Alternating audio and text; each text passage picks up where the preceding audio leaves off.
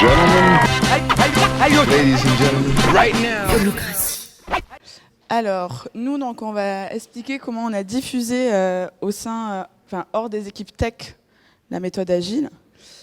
Pour vous expliquer juste en 2 minutes, voire 30 secondes, BAP qui on est.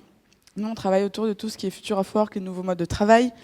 Et à travers cette vision, on a complètement toute la chaîne de valeur autour du coworking. Donc, peut-être que vous nous connaissez plus via bureauapartager.com, qui est une marketplace pour trouver ces bureaux. Il y a Morning Coworking, donc, qui est notre marque d'espace de coworking. On a plus de 20 espaces dans Paris et Première Couronne. Typiquement, ici, vous êtes chez Morning Coworking. Et Link, qui est un outil qui permet aux gestionnaires d'espaces de coworking de gérer leur espace. Alors aujourd'hui, je suis accompagnée de 2 autres personnes. Donc Romain, qui souffre un peu de la chaleur, mais ça va bien se passer pour lui, qui est DAF chez Bureau à Partager. Cécile, qui est responsable de la com chez Bureau à Partager. Et moi, qui coordonne les techs et les produits. Donc je m'occupe des product managers et des développeurs. Alors, juste pour la méthode agile Scrum, je voulais faire juste un petit récap. Je ne sais pas si tout le monde est hyper familier avec ça. Donc moi, je travaille dans tout ce qui est digital et comment on développe des produits. Et on travaille avec une méthode agile. Pour vous expliquer, une méthode agile, c'est la méthode, elle est arrivée un peu au début des années 2000 par rapport à tout ce qu'on développait en digital. Avant, on le développait ce qu'on appelle un cycle en V. C'est-à-dire que votre client disait « Ok, je veux ça, ça, ça, ça et ça ». Vous développez de votre côté pendant 6 mois et au bout de 6 mois, coucou, on a ça. Et entre-temps, votre client avait changé d'avis et ça ne collait pas. Du coup, il y a eu un manifeste pour dire, OK, en fait, il faut être plus proche du client et faire plus de communiquer mieux avec vos clients. Du coup, c'est la méthode agile qui est basée vraiment sur de l'itération. Toujours parler au client, toujours savoir si c'est bon, si on est good, si entre-temps, ils n'ont pas changé de focus pour vraiment coller à eux.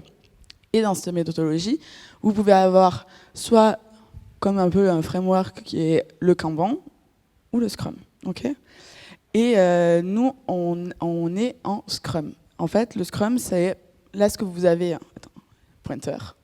Pardon. C'est un petit peu toute cette méthodologie. Donc, vous avez le client à la fin.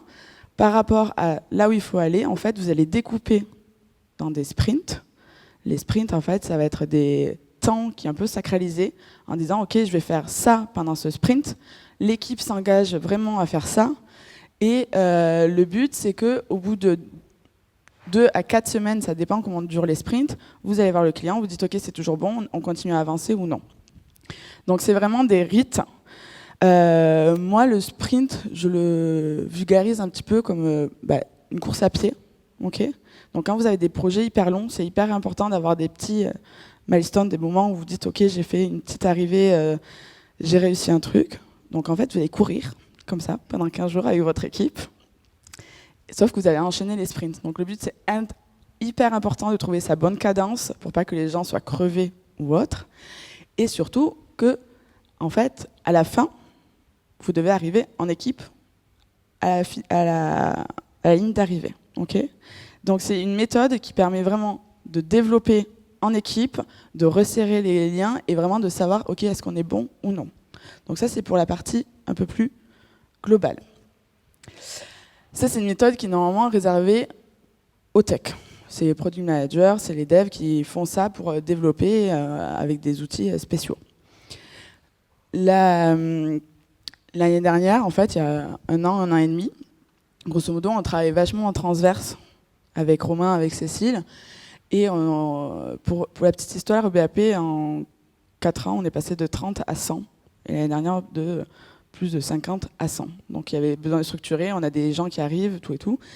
Et en fait, on s'apercevait qu'il y avait des problèmes. En fait, dans les équipes, on a des problèmes à prioriser. C'est-à-dire, ok, quand vous êtes une équipe support, en fait, vous avez vachement les autres équipes qui vont vous dire « Est-ce que tu peux faire ça? C'est hyper important. Est-ce que tu peux faire ça? C'est hyper important. » En fait, vous avez quand même votre track d'équipe et du coup vous êtes toujours un peu ok, il faut que je fasse ça en plus, ok, il faut que je fasse ça en plus. Donc hyper compliqué de prioriser. Du coup aussi de s'organiser parce qu'en fait vous dites oui à tout le monde et en plus vous avez votre taf à faire. Donc ça, c'est ce que j'appelle l'effet bourrage de dinde. Okay, donc vous bourrez la dinde, ce qui fait que vous travaillez plus longtemps, que vous fatiguez vos équipes. Et en fait, on avait du mal à avoir une vision. En fait, c'était OK, on travaille, peut-être dans le guidon, mais en fait, on va où? On va où? C'est quoi le but? C'est quoi le but d'aller plus loin? Et surtout, toutes les teams, là, Cécile et Romain vous le diront, dans les teams, il y a des profils hyper divers. Donc en fait, chacun travaille de son côté, on se voit rarement, il y a peu de team spirit. Quand je suis allée les voir en disant « Ok, ça serait peut-être pas mal de regarder si ça vous dit pas la méthode agile, parce que ça peut correspondre à vous. » En fait, le côté priorisé, quand vous êtes en sprint, vous dites « Ok, pendant deux semaines, je fais ça, et que ça. » S'il y a besoin, s'il y a un problème en prod que vous devez faire quelque chose, en fait, vous prenez un ticket, vous le mettez dans le sprint et vous en enlevez un. C'est-à-dire que votre cadence, ça sera toujours la même.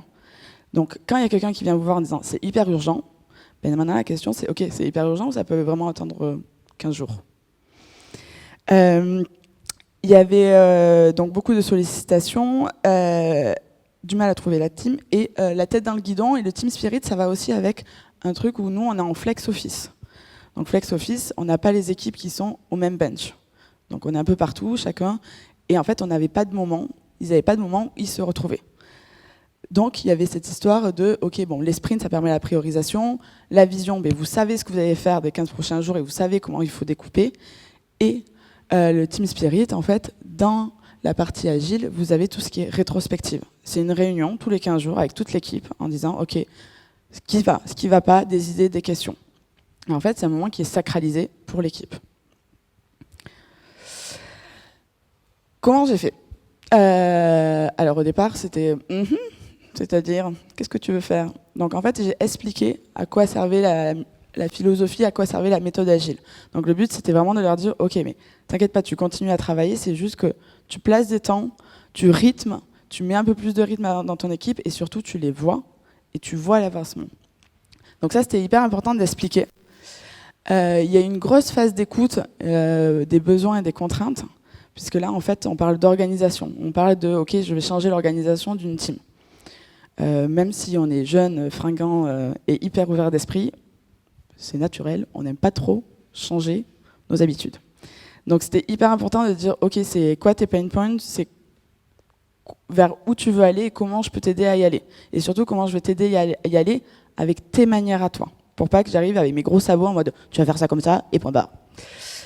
C'est passé aussi par l'adaptation des outils et méthodologies. Typiquement, nous, l'équipe tech, on est avec un outil qui s'appelle Jira et Confluence. Et à ce moment-là, dans la boîte, on mettait en place Asana et on a toujours utilisé Google Sheet. Donc en fait, j'allais pas arriver en disant ok, maintenant tu vas utiliser en plus de Asana, de Google Sheet, tu vas utiliser Jira et Confluence. Du coup, on a pris Asana, je l'ai modélisé pour que ça ressemble à comment on fait pour suivre un sprint, mais que ça reste dans des outils qu'eux, ils connaissent. Et aider et accompagner, en fait, moi, je pars du principe que vous ne pouvez pas arriver dans une équipe en disant « Coucou, ça va être comme ça », et Inch'Allah, tu le fais tout seul. En fait, je suis restée pendant 3 mois à les aider avec eux, en faisant le Scrum Master. Le Scrum Master, en fait, c'est un rôle dans la méthodologie Scrum, qui tous les matins va dire ok, où on en est, comment ça se passe, ok, est-ce qu'il y a besoin d'aide, et qui va faciliter en fait. Du coup, moi j'arrivais tous les matins en disant ok, comment je peux t'aider, comment on peut faire pour que l'équipe arrive.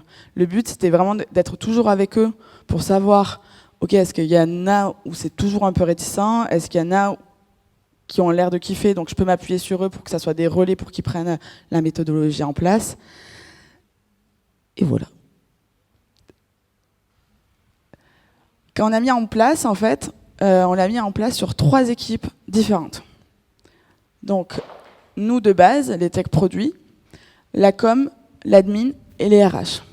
Et quand je vous disais qu'on s'est adapté à chaque team, vous allez voir qu'on n'est pas tous la même chose. Donc la durée des sprints, donc c'est-à-dire le moment où chacun travaille sur sa tâche pour arriver, chez les techs et les produits, c'était 2 semaines. À la com, on a commencé par 2 semaines. À l'admin, c'était 1 semaine, parce que besoin de se voir rapidement et de voir parce qu'entre-temps, on levait aussi de l'argent, donc il y avait beaucoup plus de flux tendus, et les RH, 2 semaines. Donc le Scrum Master, c'est ce que je vous ai expliqué, c'est la personne qui va faciliter. Chez les tech produits, c'est une personne fixe, c'est moi. Donc tous les matins, en fait, il y a ce qu'on appelle les daily Scrum Meetings, voilà, qui vont être en physique, c'est-à-dire, ok, c'est 15 minutes tous les produits en physique. Côté com, admin et RH, en fait, on a mis une personne tournante. Pour une chose, c'est en fait, ok, que tout le monde commence à s'embarquer dans la méthodologie. Et là, on le fait par Slack. C'est-à-dire qu'on ne va pas réunir toute l'équipe tout le temps. C'est juste, ok, par Slack, on dit, ok, comment ça se passe. Pour le poker planning, c'est une phase aussi dans la partie Scrum. C'est en fait, l'équipe se réunit et toutes les tâches qui vont être remplies dans le prochain sprint, on va lui donner des points de complexité. Et c'est ça qui est complexe dans le point de complexité, c'est que ce n'est pas des points en temps. C'est en mode, vous pouvez avoir des choses qui sont très faciles, mais qui vont prendre beaucoup de temps. Donc ils vont avoir un point de complexité différent, voire moindre qu'une tâche qui est hyper complexe, mais qui a l'air vraiment toute petite. Donc on l'a mis, nous on le fait à la tech et les produits. À la com, on l'avait mis aussi parce que il y avait aussi à la com, il y avait des graphistes. Et voir le temps de faire juste une page par rapport à faire une fresque comme ça, c'est pas la même chose.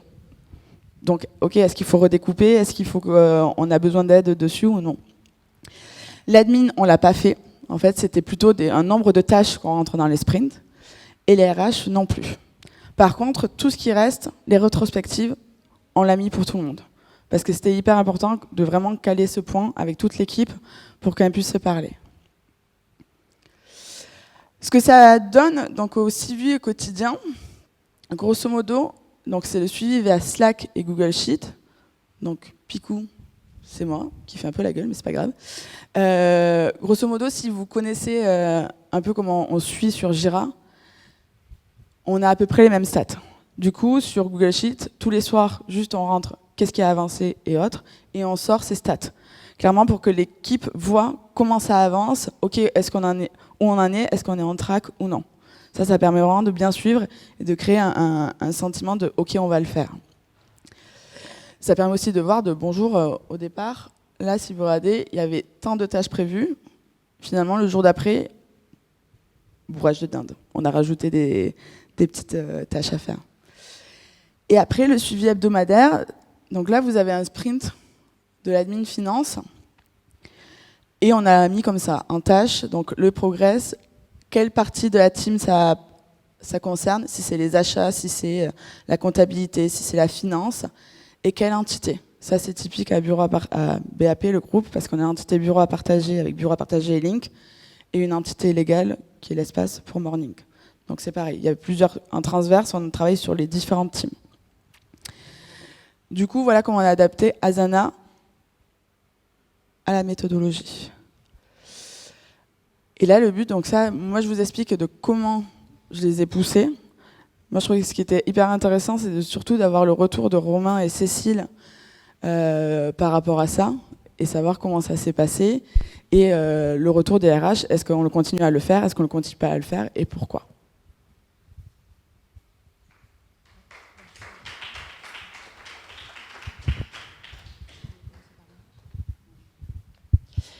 Alors, je vais commencer par vous présenter donc, comment ça s'est passé à la com. Donc déjà, pour vous faire une... Romain, tu es en plein milieu du slide, même si tu es magnifique. Je suis pas acteur, moi. Donc à la com. Donc déjà pourquoi on l'a mis en place en fait au moment on l'a mis en place il y a 1 an, donc en juillet l'année dernière. Et à ce moment-là on avait notre coordinatrice qui avait prévu de partir en voyage 6 mois plus tard. Donc l'idée c'était qu'on soit bien organisé, que ce soit bien rodé, une team efficace qui roule. À ce moment-là à la com on était 8. Donc il y avait la coordinatrice, 2 chefs de projet, 2 graphistes, 2 rédacteurs à temps partiel et un traffic manager. Donc nous, la première étape, en fait, ça a été vraiment une étape d'adaptation.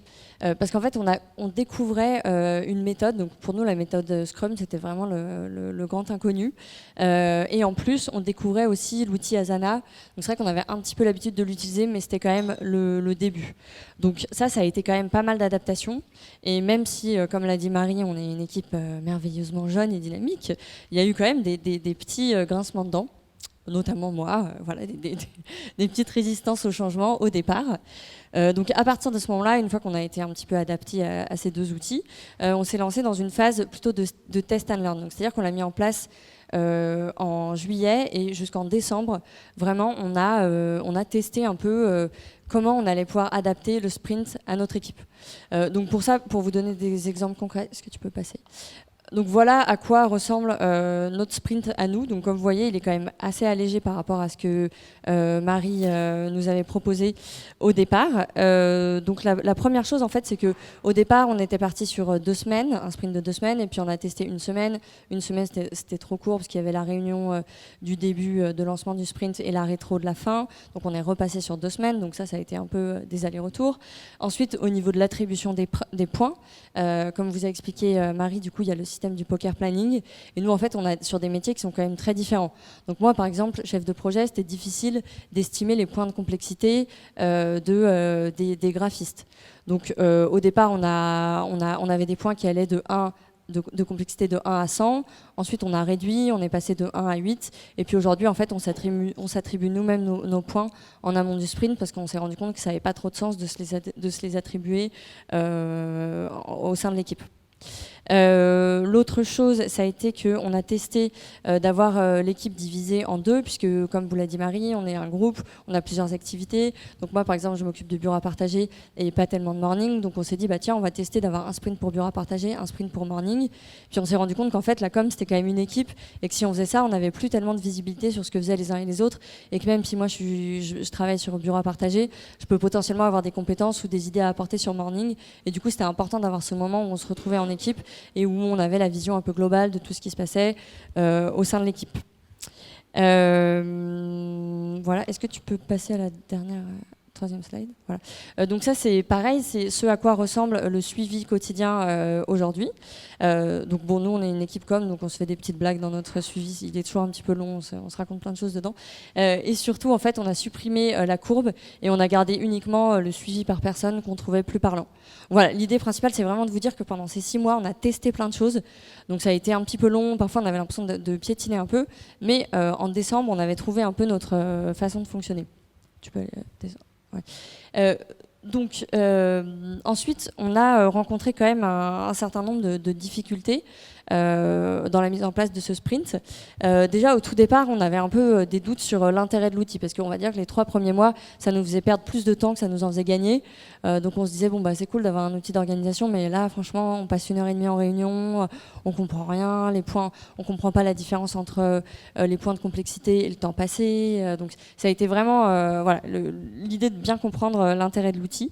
On a eu du mal aussi à estimer nos charges de travail, puisque comme vous l'a dit Marie, au tout départ on mettait en place cet outil parce qu'on acceptait trop de choses, on n'arrivait pas bien à s'organiser, et donc du coup au début ça prenait du temps quand on calait nos tâches pour nos 2 prochaines semaines. En fait souvent on s'en mettait beaucoup trop, donc du coup on arrivait au bout du sprint, on avait fait que la moitié, donc on se disait bah quel est l'intérêt, ou alors au contraire on n'en avait mis pas assez, donc on s'en rajoutait au milieu. Donc voilà, là c'était un peu un moment où on se disait bah quel est l'intérêt de faire ça, puisque de toute façon en fait on se rajoute des trucs au fil de l'eau. Puis en fait, 6 mois plus tard, on s'est rendu compte que bah, quand même, ça nous a permis de... Moi, par exemple, je sais qu'aujourd'hui, en 2 semaines, je peux faire 36 points de complexité et pas beaucoup plus. Donc, on s'est aussi mis un petit matelas de points d'imprévus, exactement. Donc voilà, donc j'ai 6 points d'imprévus. Si jamais je me rajoute des tâches, je peux me les rajouter, mais au-delà de ces 6 points, il faut que je me retire des tâches. Ensuite, on s'est rendu compte aussi que cette méthode convenait pas forcément à toutes les personnes. On a des personnes qui ont rejoint l'équipe et qui se sont senties un peu fliquées, qui avaient du mal à faire avancer leur projet. Et là où nous, les personnes qui avaient un peu historiquement mis ça en place, on trouvait ça super dynamisant, on adorait un peu cette façon de travailler, on s'est rendu compte que pour d'autres personnes, ça pouvait être un peu un facteur stressant. Donc ça, on l'a résolu en faisant qu'aujourd'hui, en entretien, on présente en fait cette façon de travailler. Et pour nous, ça fait un peu partie de l'ADN de notre team com. Et c'est aussi un truc dont on est fier, parce que la com a souvent un peu la réputation de ne pas faire grand-chose ou de faire des dessins sur les murs. Et donc nous, on est capable... de bien s'organiser, d'être efficace, de faire avancer nos projets. Voilà, je vous ai dit aussi au début, on avait des réunions qui étaient trop longues, puisqu'en fait on passait tout notre sprint, notre réunion de début du sprint, donc au début des 2 semaines, à détailler chacune de nos tâches. En fait, on s'est rendu compte que voilà, c'était pas vraiment intéressant. L'idée, c'est que moi je puisse dire, par exemple, ces 2 prochaines semaines, je vais travailler sur une vidéo de branding.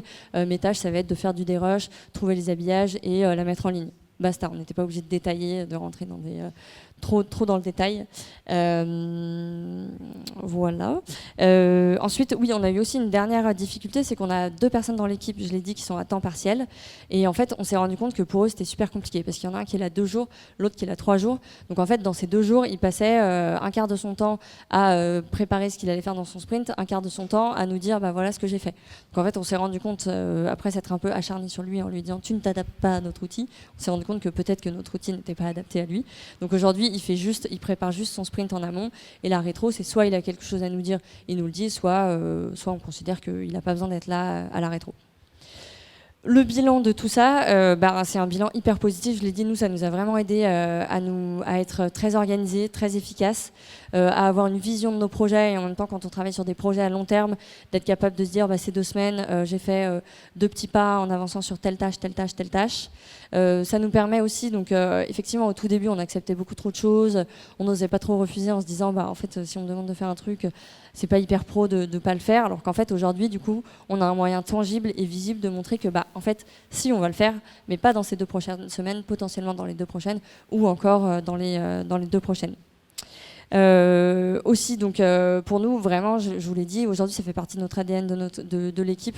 On trouve que c'est une manière de travailler qui est hyper dynamisante, challengeante, et qu'on apprécie vraiment. Et enfin, ça nous permet en fait de mutualiser nos compétences, puisque moi je vois concrètement sur quoi va travailler toute l'équipe morning, et eux voient sur quoi je vais travailler, et on va pouvoir faire un peu de l'échange de compétences. C'est bon. Je vais aller assez vite, je vais juste compléter rapidement de ce que Cécile a dit.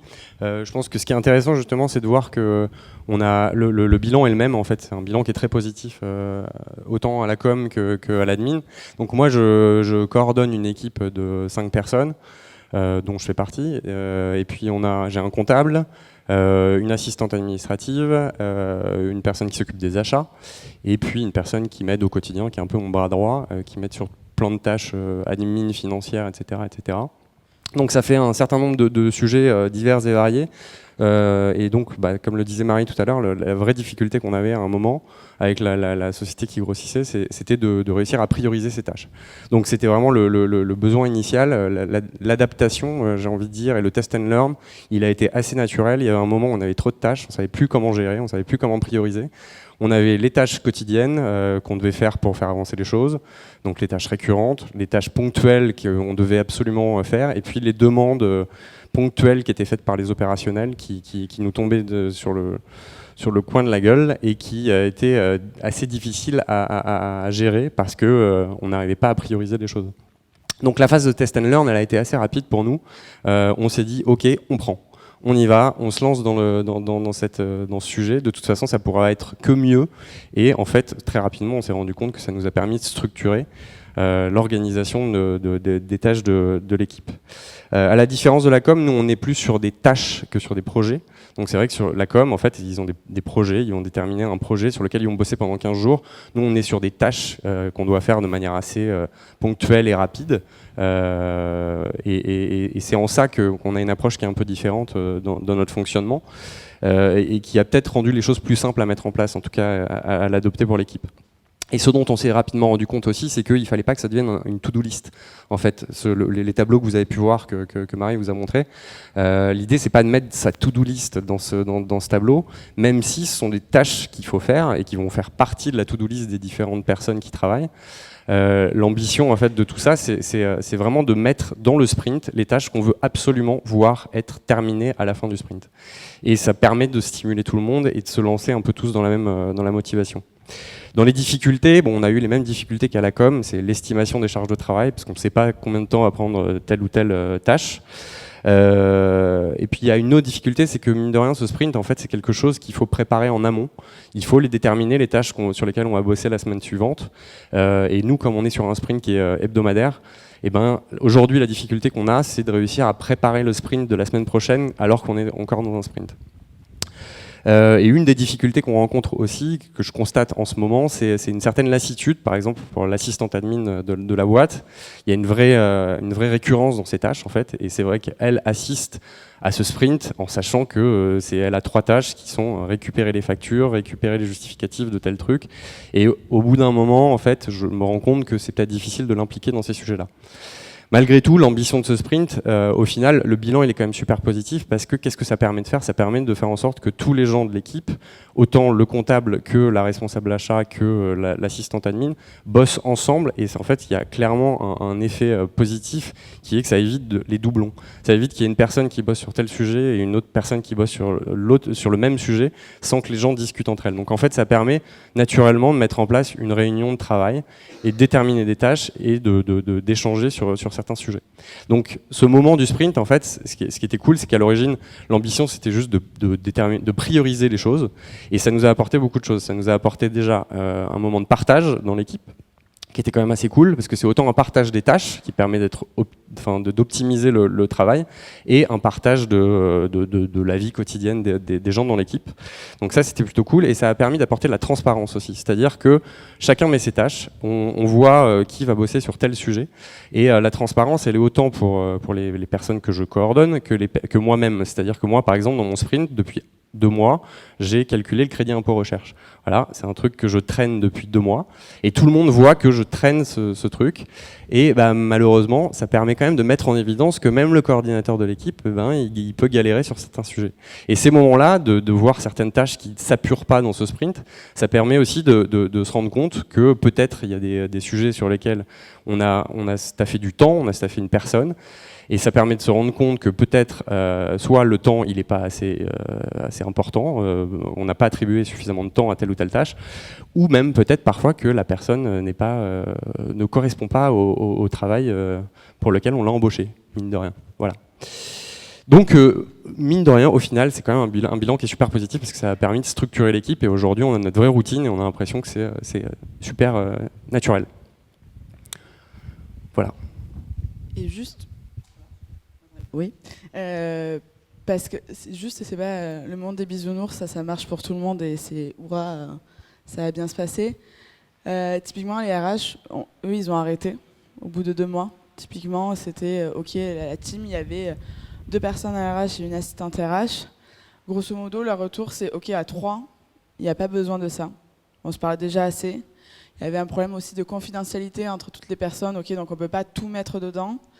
Et après, je pense qu'il peut y avoir aussi un fail de ma part, c'est un moment où je n'ai pas pu les accompagner. Donc voilà.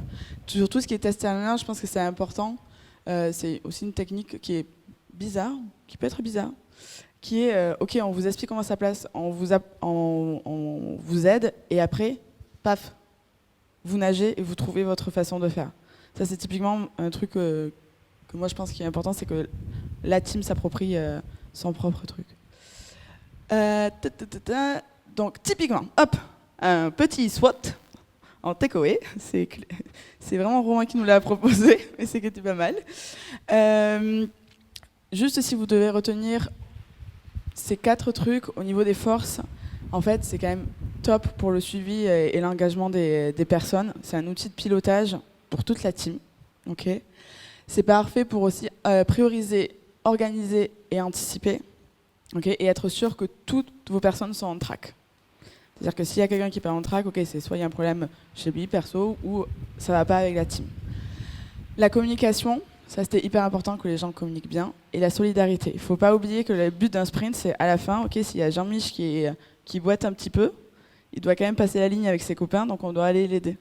Donc c'est typiquement, j'ai fini mon sprint en premier, ça marche très bien avec les devs parce que c'est le même métier. C'est sûr que sur d'autres teams, ça peut pas aussi bien marcher, mais on peut trouver de la solidarité autre part. Mais c'est ok, je vais aller aider les copains, quoi.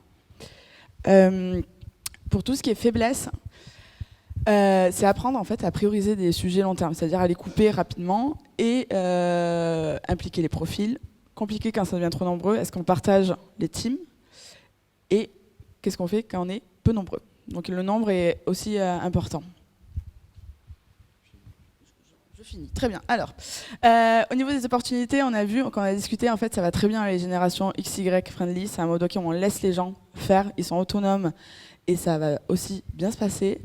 C'est assez intuitif au bout d'un moment, même s'il y a un cadre, mais au bout d'un moment, c'est assez naturel. C'est adapté au flex office. Donc ce que je vous disais, c'est en fait les gens ne se voient pas physiquement. Donc ok, à un moment, on voit ce qui se passe. Il y a pas mal de révélations de talent. C'est un mode ok, on laisse vraiment la possibilité. Par contre, voilà, ça demande la préparation, hein, c'est pas magique. Il faut trouver le bon format pour sa team. Il faut que ça soit adapté à la culture d'entreprise, que disait Cécile. En fait, des gens peuvent vraiment voir ça comme du flicage, alors que c'est pas le but. Mais ça dépend comment c'est montré. Et à faire évoluer, c'est-à-dire c'est pas parce que ça marche à un instant T que ça marchera à un instant T plus 1. Okay, donc il faut que ça évolue aussi avec le temps. Et voilà.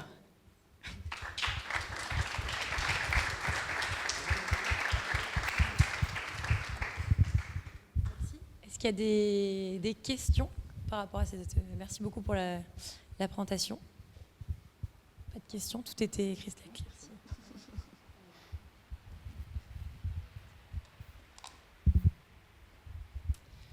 Bonsoir. Moi, j'ai un point qui m'a intéressé dans ce que vous avez expliqué, c'est celle du milieu, qui en a parlé. Pardon, j'ai oublié votre prénom. Marie. Vous avez expliqué à un moment donné qu'il y a un certain nombre de tâches qui sont prévues dans le sprint. S'il y en a qui se rajoutent et qu'on sait très bien qu'on ne pourra pas les faire, on en enlève une. Donc, je voulais savoir si vous pouviez raconter un exemple de comment ça s'est passé quand vous l'avez fait. Celui qui voit son projet sorti, ou une demande qui du coup ne sera pas traitée alors qu'elle était prévue être traitée. En fait, sur l'équipe tech, vous avez aussi un autre outil qui peut être aussi le sprint goal. C'est un mode, ok, on fait le sprint et le but c'est d'arriver là.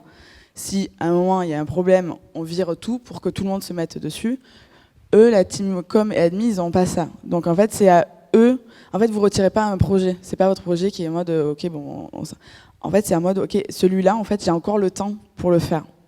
J'ai anticipé, je me suis dit dans son sprint, je vais anticiper pour la prochaine fois. Ok, c'est pas grave si celui-là, il prend juste cette tâche prend une semaine de plus, quoi.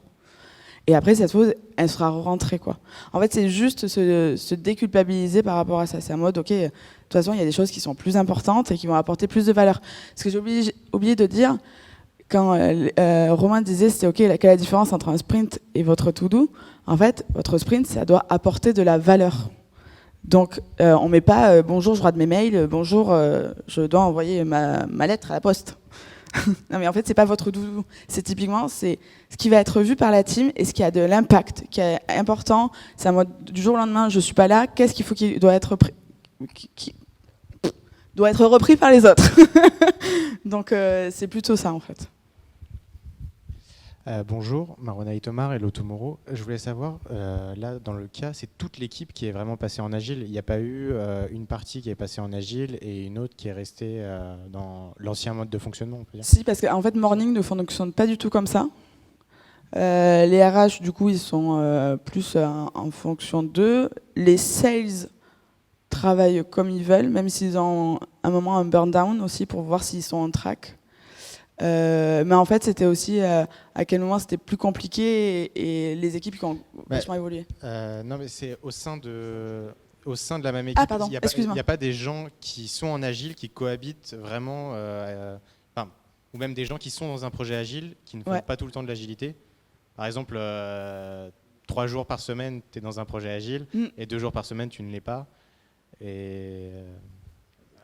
En l'occurrence, là, on a essayé de On a essayé de mettre toute l'équipe, c'est comme ça qu'on a fonctionné en tout cas. Ensuite peut-être que l'idée en fait c'est que chaque personne détermine le temps de travail sur lequel il peut bosser sur les tâches qu'il va mettre dans ce sprint, donc bosser en méthode agile, et ensuite il va déterminer le reste du temps sur lequel il va travailler vraiment sur ses tâches à lui.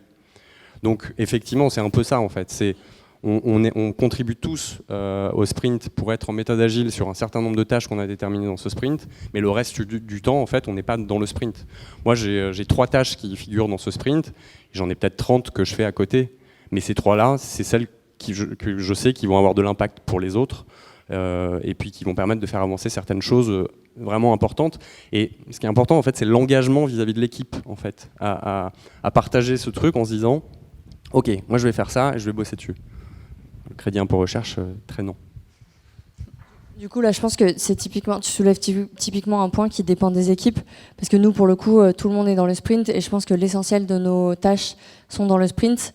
Ouais, et aujourd'hui, je pense que tout ce qu'on fait au quotidien, on le rentre dans le sprint, à part effectivement lire mes mails, enfin, tu vois, des petits trucs, mais de quotidien, quoi. Donc, et après, sur Asana, typiquement, sur Asana, pour ceux qui sont sur Asana, une tâche, vous pouvez la relier à plusieurs projets. Donc en fait, les projets qui ne sont pas en méthode agile, en fait, quand ça correspond à vous la liez aussi à votre sprint. Donc en fait, c'est comme ça que tu donnes aussi de la vision à des gens qui ne sont pas en sprint. Merci.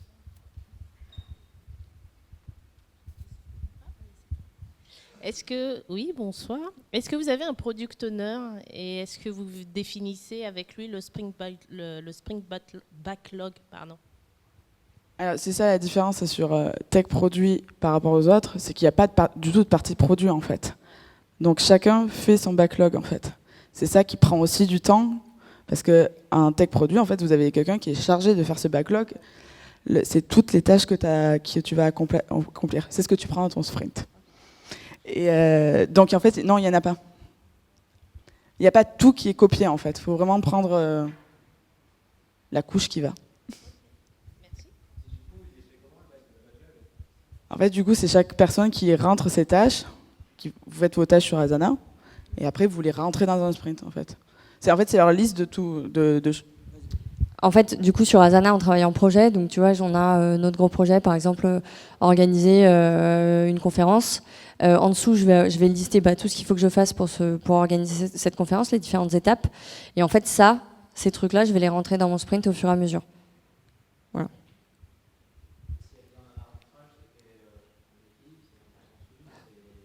Voilà. Nous, c'est nous qui décidons, mais typiquement la question de Madame tout à l'heure, moi ça va plutôt être, par exemple, tu vois, si j'ai un contenu à sortir, où en fait, en vrai, il n'y a pas d'urgence pour qu'il soit fait demain, versus un événement où là, par contre, j'ai une deadline. Du coup, je vais me dire, je priorise ça, et puis mon contenu, il va sortir 2 semaines plus tard, c'est pas très grave. Je pense que ça, c'est dans toutes les équipes, on a des choses comme ça qui peuvent être juste priorisées en fait. Toutes les tâches sont redescendues quand même, tous ensemble. Donc on sait ce sur quoi vont bosser les gens. Pour le coordinateur, ça permet d'avoir une bonne vision de ce qui avance, de ce qui avance pas. Et pour les autres personnes de l'équipe, ça permet aussi de savoir ce sur quoi il y a quelqu'un qui va bosser. Et peut-être qu'il y a un moment dans la chaîne où on va avoir besoin de son travail à lui pour faire avancer le truc. Et donc il faudra qu'il le place dans ce sprint ou le sprint suivant. Mais effectivement, on redescend quand même toutes les tâches de tout le monde pour essayer d'avoir une vision globale du truc. Et c'est en ça que les tâches qui sont très récurrentes peuvent parfois être un peu rébarbatif pour les personnes qui ont leur même tâche toutes les semaines qui revient, quoi. Une dernière question ?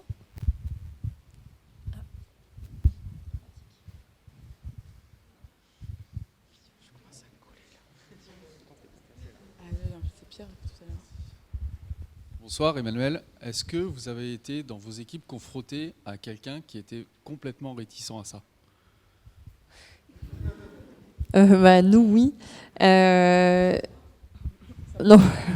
Ouais, moi au début, j'étais pas très convaincue par l'affaire, mais franchement, aujourd'hui, je pense que je suis.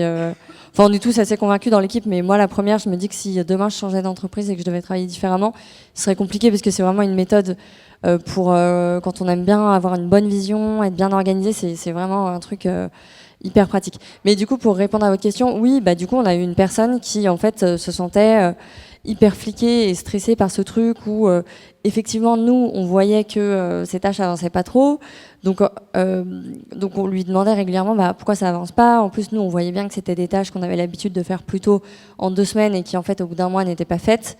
Donc c'est vrai que là il y a eu ce blocage. Après c'est aussi que c'était une personne qui en fait n'était pas adaptée à notre équipe et à notre façon de fonctionner.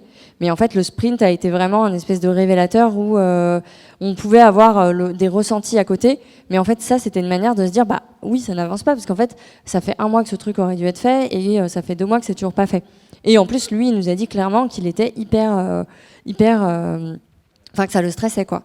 Donc comme j'ai dit tu vois tout à l'heure, maintenant en fait en entretien on dit voilà on travaille comme ça, on explique un peu et on voit un petit peu les réactions quand ça passe. Oui du coup il est parti.